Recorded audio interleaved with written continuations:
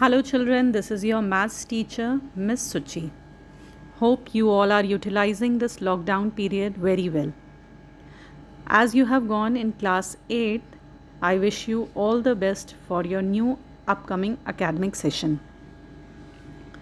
So starting with the first chapter of your book, that is rational number, that you have studied in class 7th also, and you have studied many things about rational number, that is representation of rational number on number line, comparison of rational numbers, operation on rational number like addition, subtraction, multiplication and division. So that also we will cover in this chapter, and many new things also we will learn in this chapter. So before starting this chapter, we will have a quick review on some basic terms. Starting with natural number, as we all know that 1, 2, 3, 4 and so on are called natural numbers. Now there is one more number, that is 0. When we add 0 to this series, it becomes a whole number. When we add 0 to natural number, it becomes a series of whole numbers.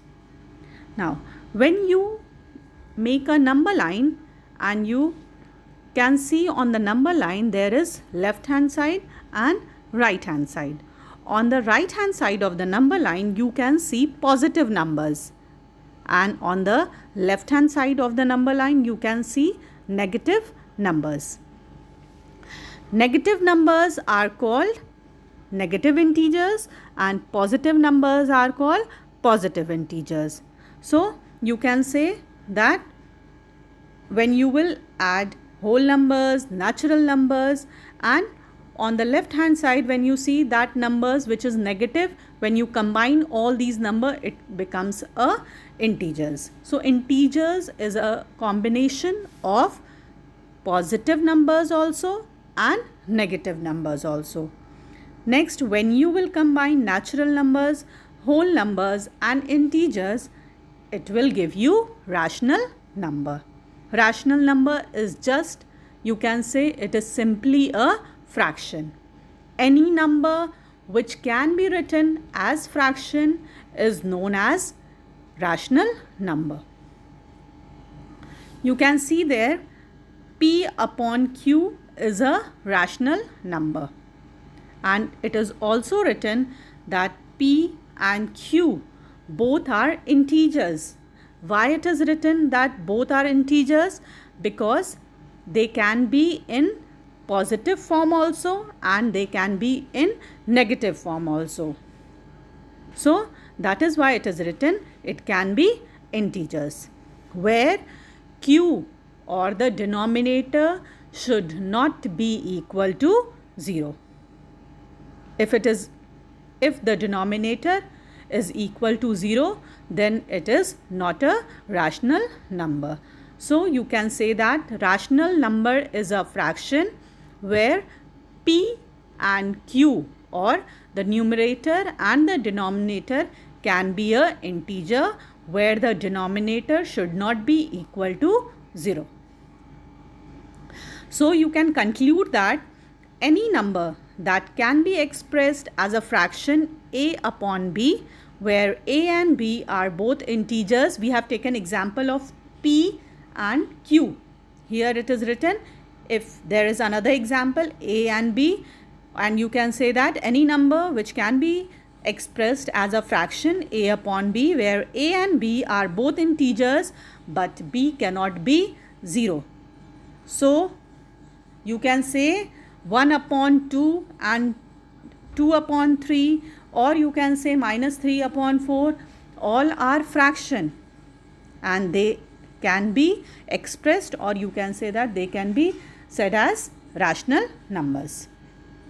Coming to the next definition, a rational number is a number that can be written as ratio.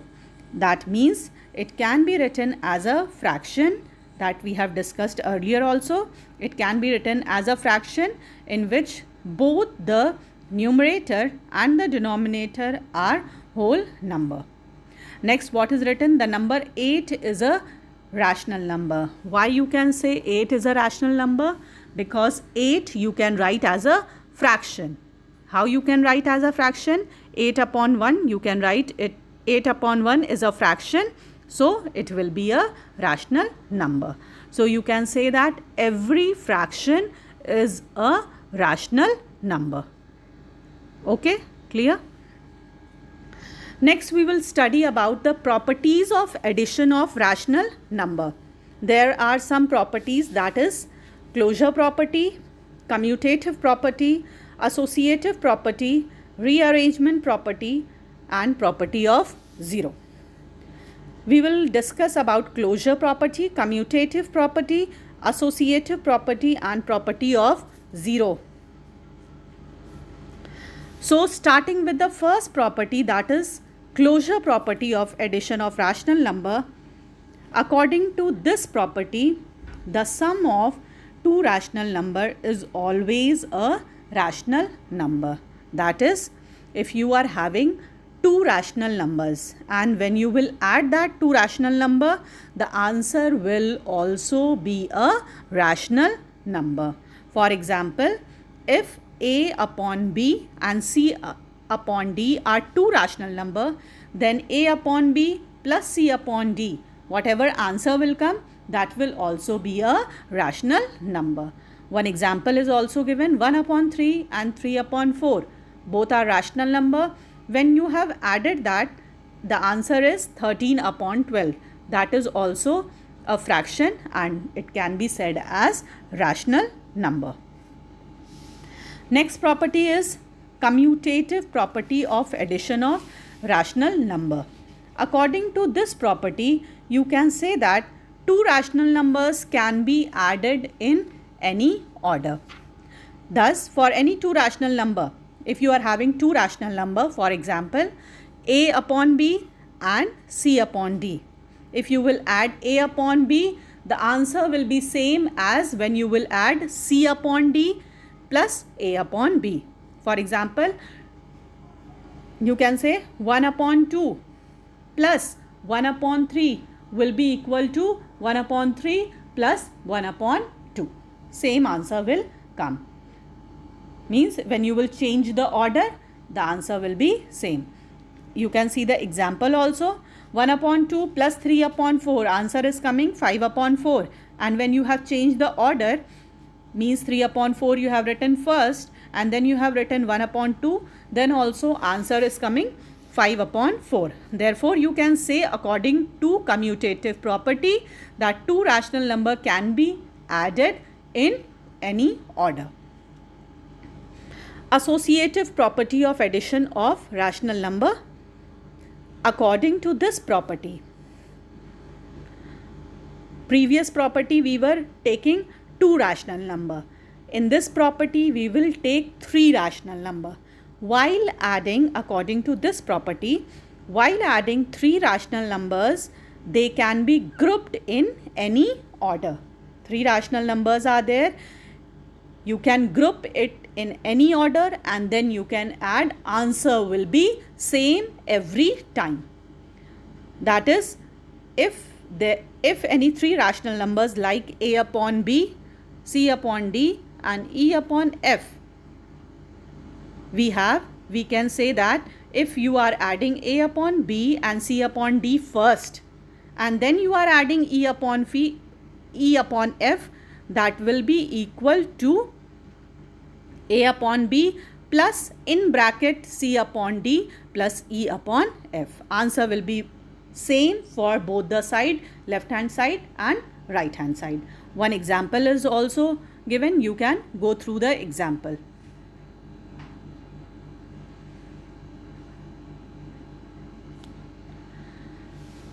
Next is existence of additive identity property of addition of rational number. We can say that every rational number P upon Q, for example, if any number is there, P upon Q, there exists a rational number 0 such that when you will add 0 to that number, 0 to that rational number, the answer will be same. Means if you are adding, here it is given an example of a upon b. In a upon b, if you are adding 0, then answer will be a upon b. So 0, you can say that it is the additive identity of the rational number. So you can say the number 0 is called the additive identity of all the rational numbers.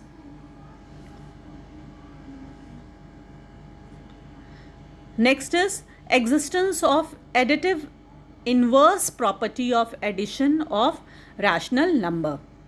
According to this, you can say that for every rational number, there exists a rational number. When you will add that two numbers, the answer will always be 0. For example, you are having p upon q. Its additive inverse will be opposite of that. You will change the sign and you will say that minus p upon q is the additive inverse of p upon q.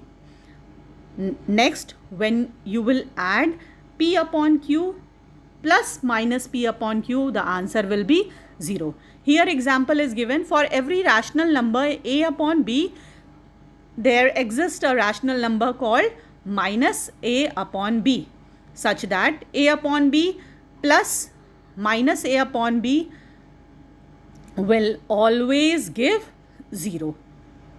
Okay, so you can say that additive inverse of any rational number is just the number will be same, but you will change the sign.